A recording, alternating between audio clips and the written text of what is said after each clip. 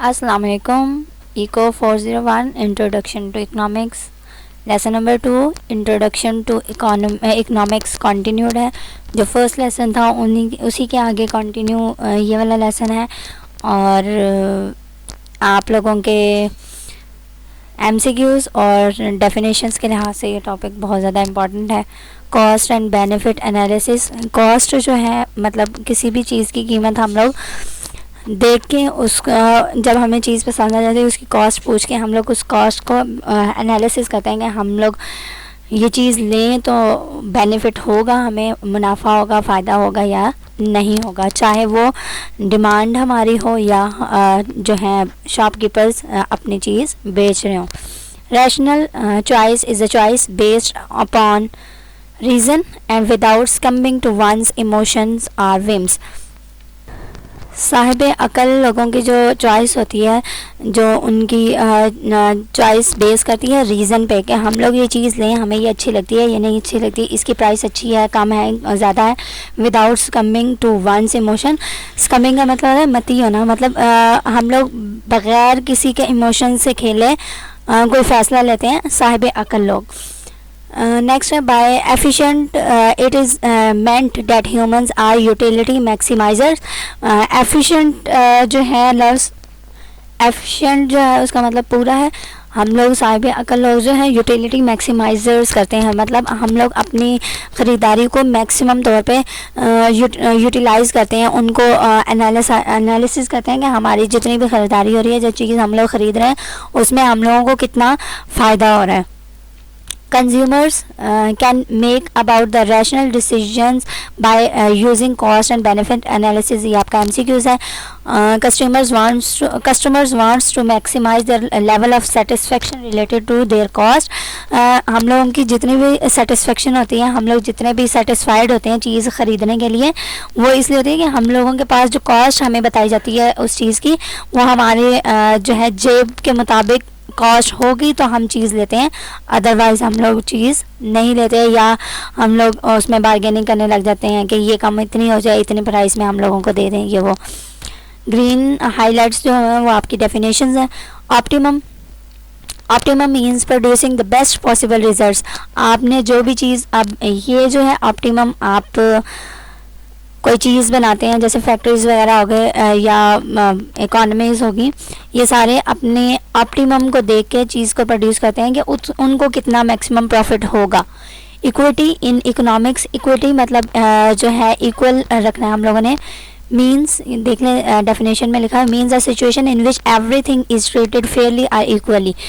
जो भी चीज़ हम लोग देख रहे हैं या हम लोग ख़रीद रहे हैं वो फेयरली और इक्वली हम लोग ट्रीट करेंगे, ना इसमें किसी और का फ़ायदा होगा ना किसी और का नुकसान होगा। According to its due share. जितनी हम लोगों को चीज़ चाहिए होगी वो हम लोग ख़रीदेंगे, हमारी जेब पर असर नहीं पड़ रहा तो हम लोग ख़रीद लेंगे। Nepotism means doing unfair favours for near ones when in power. ये चीज़ अगर हम लोग सियासत में मैं आपको लेके जाऊँ तो वही चीज़ कह देते हैं कि सियासत में या वैसे कह लो आप लोग, जिनको हम लोग जानते हैं उनके फेवर में हम लोग काम कर लेते हैं, उनके फेवर में बहुत से ऐसे जो है बात कर जाते हैं कि उन जो काम उनको नहीं आता उसमें भी हम लोग उनकी फेवर कर देते हैं, उनकी फेवर को नेपोटिज्म वर्ड यूज़ होता है इकोनॉमिक्स में। Rational choice. रैशनल साहिब अकल लोगों की जो चॉइस होती है वो ऊपर भी मैंने आप लोगों का डेफिनेशन बताई थी, ये वही है। Barter trade is a non monetary system of trade in which goods not money is exchange. Barter trade हमारे पिछले ज़माने में चलता होता था, गुड्स के बदले गुड्स लेना, मतलब चीज़ें एक को जो चीज़ है उसके बदले दूसरे से कोई और चीज़ ले लें। Goods exchange of goods by goods, money से चीज़ें नहीं ख़रीदना, आपने गुड्स से गुड्स ख़रीदनी है। This was the system used in the world before the advent of coin or currency. और ये जो है हमारे पैसे ईजाद होने से पहले बार्टर ट्रेड ही होता था। How consumer decides about optimal choice. ये टॉपिक जो है इम्पॉर्टेंट है। इसमें the consumer decide about the optimal choice by using cost and benefit analysis which maximise the benefit relative to cost. Cost के लिहाज से हमें जितना बेनिफिट हो रहा है उसको हम लोगों ने देखना है, सोचना है, समझना है और अपना फैसला लेना है कि हमें किस जगह पे कितना फ़ायदा हो रहा है। ये एक टेबल दिया हुआ उन्होंने। एक इंसान है, उसकी सैलरी लाहौर में अगर वो जॉब करता है तो 15,000 है, और अगर वो गुजरांवाला में जॉब करता है तो 20,000 है। सैलरीज देखें तो गुजरांवाला में ज़्यादा है, लेकिन कॉस्ट ऑफ ट्रांसपोर्टेशन जो है, लाहौर में अगर वो जॉब करता है तो 1000 रुपया लगता है, जबकि वो गुजरांवाला में जॉब करेगा तो 7,000 लगेगा। अब इन दोनों को अगर माइनस करें तो नेट बेनिफिट आता है कि उसको प्रॉफिट कितना होगा। जाहिर बात है, उसका जितनी सैलरी मिल रही है उसी में से खर्चा करेगा, तो उसके 14,000 बच रहा है लाहौर वाले जॉब में, और गुजरांवाला में 13,000 बच रहा है। तो वो किसको प्रेफर करेगा जॉब करने के लिए?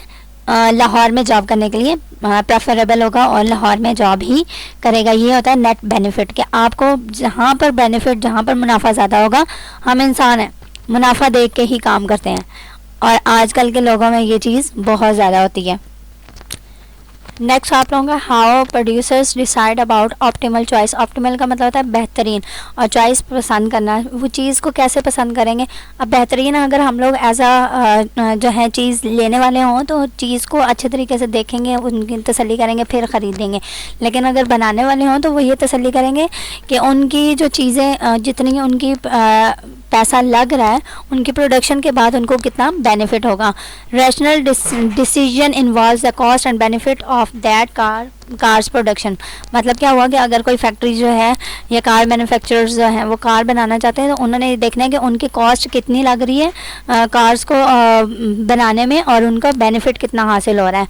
तो कॉस्ट जो है उसकी definition, cost will be additional labour employed, additional raw materials and additional parts and components that have been brought. वो सारी चीज़ें कॉस्ट में शामिल हो जाएंगी जो चीज़ वो लगा रहे हैं। कॉस्ट में सारी चीज़ें शामिल हो जाएंगी, जितने आपने लेबर इस्तेमाल की हैं, जितनी आपने रॉ मटेरियल्स, जो चीज़ें आप मशीनरी वगैरह इस्तेमाल करें, या कंपोनेंट्स जो पार्ट्स कार्स के लगते हैं। और इसमें एक और चीज़ शामिल हो जाएगी, जितने आपने लेबर्स को एम्प्लॉय पे करनी है, वेजेस उनको देनी है, वो वाली चीज़ें कॉस्ट में शामिल हो जाएंगे। बेनिफिट्स क्या होंगे? Benefits will be additional revenue that the firm will get by selling the additional number of cars. वो पैसे जो उनको कार्स को सेल करने के बाद रेवेन्यू के तौर पे हासिल होता है, आमदनी के तौर पे हासिल होता है, वो बेनिफिट्स होते हैं। It will be profitable to invest if revenue is greater than the cost. और तभी उनको प्रॉफिट मिलेगा जब उनकी आमदनी जो है खर्चे से ज़्यादा हो जाएगी। Opportunity cost it is what must be given up or sacrificed in making a certain choice or decision। opportunity cost है मतलब आपने जो है सेक्रीफाइस करना है कुछ पैसे अपनी चीज़ में बनाने के लिए, या कोई प्रोडक्शन करने के लिए चीज़ को। कॉस्ट ऑफ बुक्स की है 200, और बेनिफिट डिराइव्ड इन सेटिस्फेक्शन यूनिट जो है वो 10 है। क्लॉथेस में ये वाला टेबल इतना ज़्यादा इंपॉर्टेंट नहीं है। Marginal cost and marginal benefit. Marginal cost is the increment to total cost of producing an additional unit of some goods or services. There are other broader definitions as well। मतलब marginal cost वो cost है जो increment to total cost, आपने जो total cost लगाई हुई है उन दोनों को जब माइनस करेंगे तो आपकी मार्जिनल कॉस्ट आ जाती होती है। Marginal benefit is the increment to total benefit. वो कॉस्ट को इंक्रीमेंट करता है और ये बेनिफिट को इंक्रीमेंट होगा derive from consuming and additional unit of goods and services. Next है आप लोगों का PPF, मतलब प्रोडक्शन पॉसिबिलिटी फ्रंटियर। इसकी डेफिनेशन है PPF is the curve which joins all the points showing the maximum amount of goods and services which the country can produce in a given time with limited resources given a specific state of terminology. मतलब आपका PPF वो curve है जो सारे points को join करेगा। आपकी maximum goods and services जो प्रोड्यूस हो रही हैं एक लिमिटेड रिसोर्सेज यूज़ करते हुए। रिसोर्सेज कौन सी होती हैं? आपके लेबर, मशीनरीज, लैंड, ये सारे आपके रिसोर्सेज हैं। ये आपको एक टेबल दिया हुआ है जिसमें आपकी जो गुड्स हैं वो राइस प्रोड्यूस कर रहा है 0, और कॉटन जो है वो 10 हो रहे हैं, जबकि आपकी अपॉर्चुनिटी कॉस्ट कुछ भी नहीं है। अगर आप जो है राइस की 1 यूनिट प्रोड्यूस करने हैं तो आपको कॉटन में से एक जो है यूनिट गिव अप करना होगा, तब ही आपका राइस का 1 यूनिट जो है प्रोड्यूस होगा। ये देख लें, यहाँ पे 10 कॉटन प्रोड्यूस हो रहे थे, राइस कुछ भी नहीं है। जब आपने कॉटन में से एक को रिड्यूस किया, गिव अप दिया है, तो आपकी राइस में एक प्रोडक्शन हुई है। ऐसे ही अगर आप जो है कॉटन में से 2 को गिव अप करते हो तो आपके 2 राइस जो है 2 राइस के बैग्स जो हैं वो प्रोड्यूस होंगे। तो ये जो आप गिव अप करते हो यही आपकी अपॉर्चुनिटी कॉस्ट होती है। ये टेबल की डेफिनेशन मतलब एक्सप्लेनेशन है। इसमें यहाँ पे ये देख लें, at point A only cotton is produced, rice is not produced. Point A पे जो है कॉटन जो है वो 10 बुशेस जो है प्रोड्यूस हो रही हैं, बट राइस के बैग्स जो हैं कोई नहीं प्रोड्यूस हो रहे। But at point B further in order to produce next unit of rice, अगर हम लोग 1 यूनिट ऑफ राइस प्रोड्यूस करने जा रहे हैं, 2 यूनिट्स प्रोड्यूस करेंगे, तो 2 यूनिट्स हम लोगों को कॉटन के गिव अप करने पड़ेंगे। तो यही आपकी अपॉर्चुनिटी कॉस्ट होती है। This table shows the opportunity cost in increasing with each additional unit. Increasing आपका एडिशन जो है वो अपॉर्चुनिटी कॉस्ट इंक्रीज होता जा रहा है आपकी एक जो है यूनिट को डिक्रीज करने से। This principle of increasing principle of increasing opportunity cost, जैसे जैसे आपकी opportunity cost increase हो रही है तो ये principle आपका increasing opportunity cost होगा। अगर आपकी opportunity cost decrease हो रही है तो वो decreasing principle होगा। और अगर आपकी opportunity cost remains constant है, अगर यहाँ पे 1 हुई तो यहाँ पे भी 1 होती, यहाँ पे भी 1 होती, एक ही किस्म की opportunity cost आ रही होती, तो वो principle of constant opportunity cost बन जाता। The law of increasing opportunity cost is what gives the curve its distinctive convex shape। आपकी जो opportunity cost की कर्व होती है वो convex shape होती है। Points on the PPF shows 3 किस्म के points होते हैं। एक जो है किधर गया, shows in हाँ जी, points on the PPF shows the efficient utilization of resources। ठीक है ना, अगर आपके पॉइंट्स जो हैं वो PPF के पास हैं तो efficient utilization होगी। Points inside the PPF curve, मतलब आपकी जो कन्वेक्स कर्व बनी हुई है उसके इनसाइड में जितने भी पॉइंट्स होंगे वो इनएफिशिएंट यूजेस ऑफ रिसोर्सेज होंगे। और जो पॉइंट्स आपके आउटसाइड द PPF कर्व होगी, कन्वेक्स कर्व के आउटसाइड पे जितने भी रिसोर्स पॉइंट्स होंगे वो क्या होंगे, resources are that some of resources are unemployed and not utilized। कुछ आपके रिसोर्सेज हैं जो अनएम्प्लॉयड हैं, मतलब आपके लेबर्स अनएम्प्लॉयड हो सकते हैं या आपकी मशीनरीज जो हैं वो काम में नहीं लाई गई होंगी। PPF curve shift upward due to technological advancement. जितनी आपकी एडवांसमेंट चीज़ें आपकी ज़्यादा अच्छी बेहतर होंगी, मशीनरी ज़्यादा अच्छी होंगी, आपके लेबर ज़्यादा काम करेंगे, तो आपका कर्व जो है PPF का वह अपवर्ड की तरफ मूव करेगा। If there is improvement in technology to produce the output then the total output will increase and PPF will shift outward. वही बात है कि अपवर्ड को शिफ्ट कर जाएगी अगर आपकी चीज़ें जो हैं बहुत ज़्यादा अच्छी होंगी। सारी बात है, जितनी चीज़ें अच्छी होंगी, जितने लेबर्स काम करने वाले होंगे, मेहनती होंगे, उतनी चीज़ें ज़्यादा प्रोड्यूस होंगी, तो आपकी चीज़ें ज़्यादा प्रोड्यूस होने में आपको प्रॉफिट जो है वो ज़्यादा होगा। नेक्स्ट है आपका opportunity cost and production possibilities. जितनी आपके पास अपॉर्चुनिटी कॉस्ट ज़्यादा अच्छी होगी उतना ही प्रोडक्शन पॉसिबिलिटीज़ ज़्यादा होंगी। मतलब आपके पास अपॉर्चुनिटी कॉस्ट जितनी ज़्यादा होती रहेगी आपको उतना ही प्रोडक्शन चीज़ें करने में ज़्यादा बेहतरी मिलेगी। इसकी डेफिनेशन है the production possibilities analysis which is the alternative combination of 2 goods that an economy can produce with a given resources and technology. मतलब आपकी जो प्रोडक्शन होनी है वो किस तरह होनी है कि आपने जो भी गुड्स बनानी है वो सारी चीज़ें रिसोर्सेज एंड टेक्नोलॉजी को देख के ही बनानी है। ज़ाहिर बात है, जब तक आपके पास मशीनरी हो, लैंड हो और आपके पास लेबर्स ना हो तो वो यूज़लेस हैं, आप उसको इस्तेमाल नहीं कर सकते। अगर आपके पास लेबर हो और मशीनरी हो, लैंड ना हो तो आपका भी काम जो है प्रोडक्शन नहीं होगी। तो सारी चीज़ें जितनी भी रिसोर्सेज हैं वो फुली आपके पास अवेलेबल होंगी तो ही आप प्रोडक्शन कर सकते हैं। ये आपका जो है उन्होंने एक ग्राफ दिया हुआ है, इसमें ये पॉइंट ए जो है वो इनसाइड द कन्वेक्स जो है ग्राफ है और ये आउटसाइड है और ये कुछ पॉइंट्स जो हैं लाइन के ऊपर है। वही चीज़ आपको दोबारा से उन्होंने डिफाइन की है, points with in the PPF curve. ये पीपीएफ कर्व है और इनके अंदर जो पॉइंट आपको नज़र आ रहा है वो ए है, are insufficient and it is rare possibility. Insufficient होगा और ये रेयर पॉसिबिलिटी होती है रियल वर्ल्ड में। Insufficient means that it may not be using its available resources, मतलब ये वाला पॉइंट जो है वो इनसफिशिएंट है और इसका मतलब कि शायद वो कंपनी जो है इस रिसोर्सेज को इस्तेमाल ना करे। मैंने पहले भी आपको बताया कि ऐसा पॉसिबल ही नहीं है कि आप लेबर्स को इस्तेमाल ना करें और मशीनरी और लैंड को लेके अपनी प्रोडक्शन कर लें, और अगर आप लेबर्स और मशीनरी को लेते हैं, लैंड ना हो, तो आपकी प्रोडक्शन हो ही नहीं सकती है।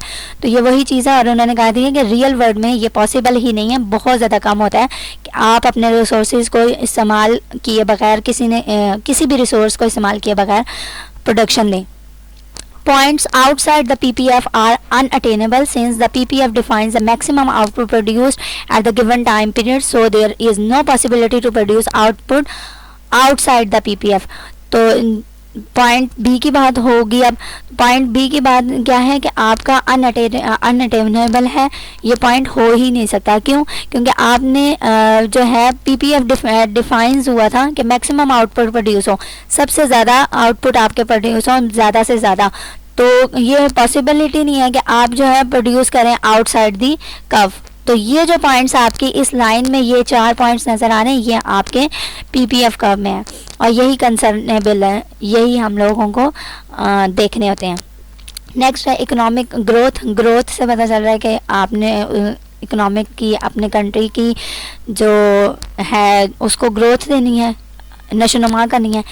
Is an increase in the total output of a country over time. Time to time आपकी जो कंट्री में आउटपुट की प्रोडक्शन हो रही है वो इंक्रीज़ होती रहे। जीडीपी जो है gross domestic production, when GDP of a country is increasing its mean that country is growing economically. मतलब आपकी ग्रॉस डोमेस्टिक प्रोडक्शन जितनी ज़्यादा इंक्रीज़ होगी, आपकी जो इकोनॉमी है, आपका जो मुल्क है वो ज़्यादा से ज़्यादा नशोनुमा पा रहा है। Economic growth is made possible by increasing the quantity और क्वालिटी ऑफ इकोनॉमिक रिसोर्सेज।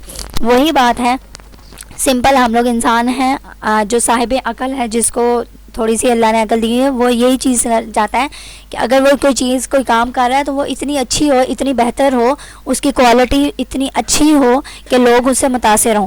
तो वही बात आपकी इकोनॉमिक्स में भी चीज़ बताई हुई है, और ये क्वालिटी और क्वांटिटी दोनों इंक्रीज़ हों और अच्छी हों, लेबर की भी, कैपिटल की भी, लैंड की भी, एंटरप्रेन्योरशिप की भी। मतलब जितनी लेबर की क्वालिटी कैसी अच्छी होगी, ज़्यादा से ज़्यादा लेबर्स काम करें, और क्वालिटी क्या होगी कि उनमें इतनी एबिलिटी हो कि वो काम अपना टाइम टू टाइम कर सकें। कैपिटल भी ऐसे ही क्वालिटी उनकी बेहतर होगी। अगर हम लोग ख़राब मशीनरी लेके आते हैं या कम पैसों में लेके आते हैं तो जाहिर बात है उसमें कोई ना कोई टेक्निकल प्रॉब्लम होता है, तो वो प्रॉब्लम होगा, आप फिर उस पर पैसे लगाएंगे, फिर आपका जो है पैसा यूज़ होगा, फिर आप लोग जब प्रोडक्शन हो जाएगी आपको अगर वहाँ से पैसे कम मिलें तो बेनिफिट नहीं होगा। Thank you. ये था आपका आज का लेक्चर। ग्रीन हाईलाइटेड आपके डेफिनेशंस हैं और येलो आपके एमसीक्यूज़ हैं।